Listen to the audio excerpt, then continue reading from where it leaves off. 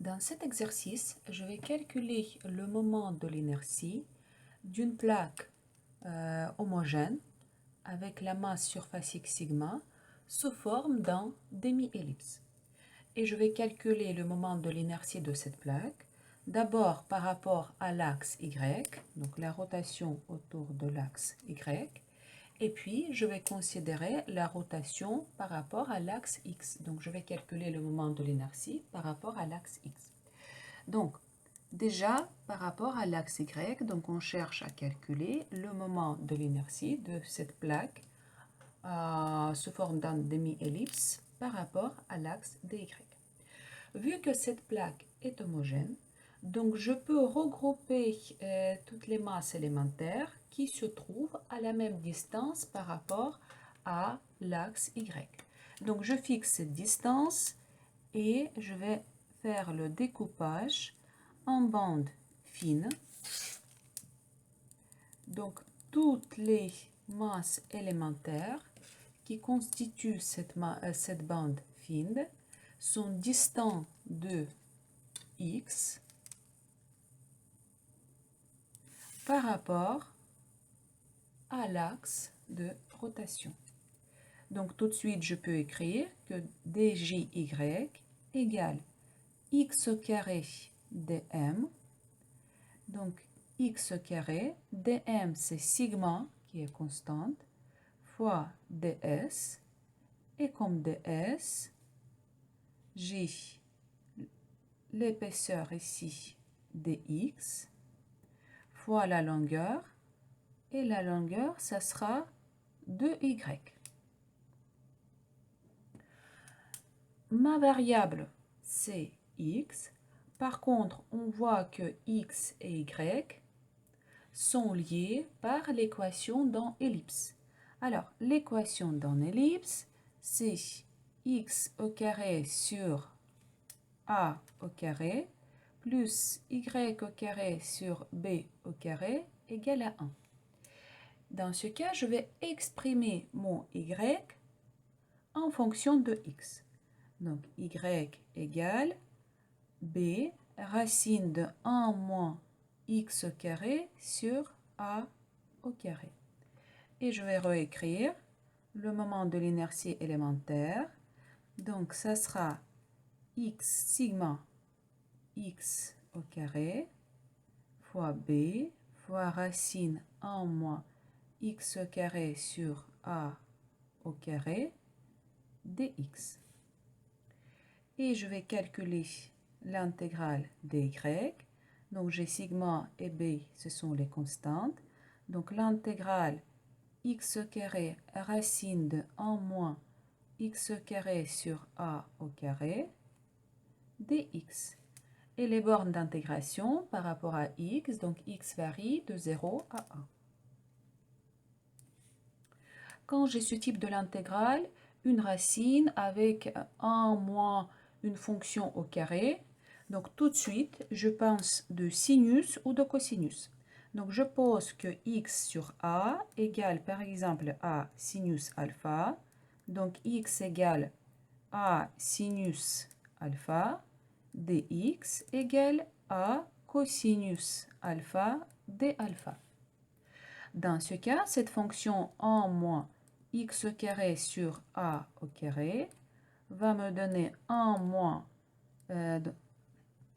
sinus carré alpha et j'aurai cosinus alpha. Et j'oublie pas les bornes. Donc pour la borne x égale à 0, sinus alpha égale à 0, donc alpha égale à 0. Et quand x égale à a, la borne supérieure, donc sinus alpha égale à 1, donc a sinus alpha égale à 1, donc alpha égale à pi sur 2. Donc je vais réécrire mon intégrale jy égale sigma b, l'intégrale de 0 à pi sur 2. Ensuite, j'ai x au carré et x c'est a au carré sinus au carré alpha. Ensuite, j'ai cette fonction qui me donne cosinus alpha. Et j'ai également dx. Donc dx, c'est a cosinus alpha d alpha. Égal. Donc j'ai a au cube, une constante que je peux faire sortir, de 0 à pi sur 2. Et ici, j'ai sinus au carré alpha, cosinus au carré alpha. Donc je vais réécrire comme sinus alpha fois cosinus alpha au carré d alpha. Et je vais maintenant utiliser la formule de sinus 2 alpha égale 2 fois sinus alpha sur cosinus alpha. Donc, l'intégrale de 0 à pi sur 2. Donc, pour utiliser cette formule, je vais multiplier par 2 sinus alpha cos alpha. Et je vais diviser par 2. Et je vais mettre au carré d alpha. Comme ça, je ne change pas ma formule. Je regroupe 2 sinus alpha cosinus alpha et j'obtiens le sinus de l'angle double. Donc égal sinus b a au cube de 0 à pi sur 2 sinus 2 alpha au carré sur 4 d alpha. Maintenant, je vais linéariser ma formule. Donc, je vais exprimer le sinus au carré en fonction de cosinus. Donc, 1 sur 4 et sinus carré 2 alpha, ça sera 1 moins cosinus de l'angle double, donc 4 alpha, divisé par 2. Donc, je vais réécrire mon intégrale. Donc, ça sera sigma b a au cube, 4 et 2, ça me donne 8. De 0 à pi sur 2, 1 moins cosinus 4 alpha d alpha. Donc, ça sera sigma b a au cube sur 8 alpha moins la primitive de cosinus 4 alpha, donc ça sera sinus 4 alpha sur 4, et j'applique les bornes de 0 à pi sur 2. Donc pour le premier terme, j'aurai pi sur 2. Par contre, en ce qui concerne le deuxième terme, donc 4 fois pi sur 2, ça sera sinus de 2pi. Sinus de 2pi, c'est 0. Ensuite, de sinus de 0, pareil, 0. Donc ce terme-là, il s'annule. Et au final, j'obtiens sigma b a cube sur 8 fois pi sur 2. Et je retrouvais le moment de l'inertie de cette plaque sous forme d'un demi-disque par rapport à l'axe de rotation Y. Ça sera sigma b a cube pi divisé par 16.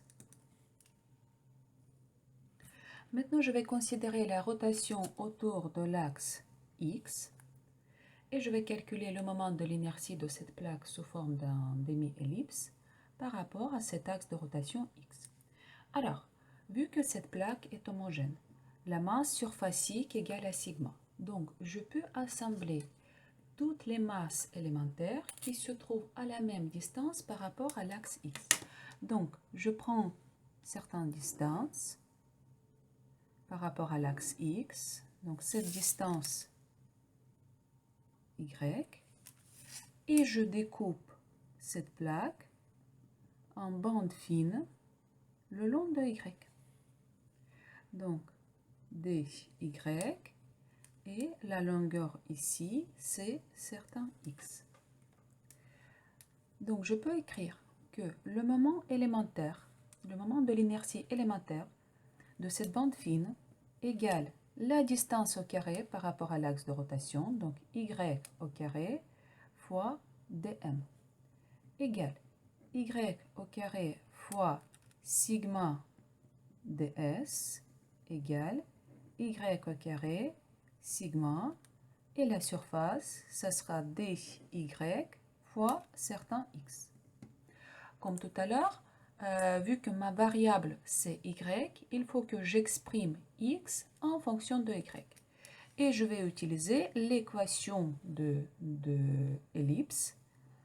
Donc, x au carré sur a au carré plus y au carré sur b au carré égale à 1. D'où x égale a racine de 1 moins y au carré sur b au carré. Je vais réécrire, donc ça sera djx égale sigma a y au carré racine de 1 moins y au carré sur b au carré dy. Donc il faut que j'intègre par rapport à y. Donc je pose l'intégrale sigma a. L'intégrale a x varie de 0 à a.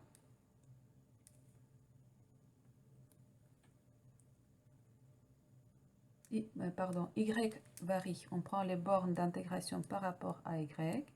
Donc de moins b à b. Y au carré, racine de 1 moins y au carré sur b au carré dy. Comme tout à l'heure, sous l'intégrale, j'ai la fonction, donc racine de 1 moins en fonction de quelque chose au carré. Donc tout de suite, je pense de sinus ou de cosinus. Donc je pose que y sur b égale à sinus alpha, y égale à b sinus alpha, dy égale à b cosinus alpha d alpha. Donc pour la borne inférieure moins b, donc quand y égale à moins b, y égale à moins b, sinus alpha égale à moins 1, donc alpha égale à moins pi sur 2. Et quand y égale à b, sinus alpha égale à 1, donc alpha égale à pi sur 2. Donc je vais réécrire mon intégrale. Donc ça sera sigma a de moins pi sur 2 jusqu'à pi sur 2. Y au carré, donc ça sera b au carré sinus carré alpha. Racine va me donner cosinus alpha. Dy b cosinus alpha d alpha égale, j'ai b au cube, sigma a b au cube.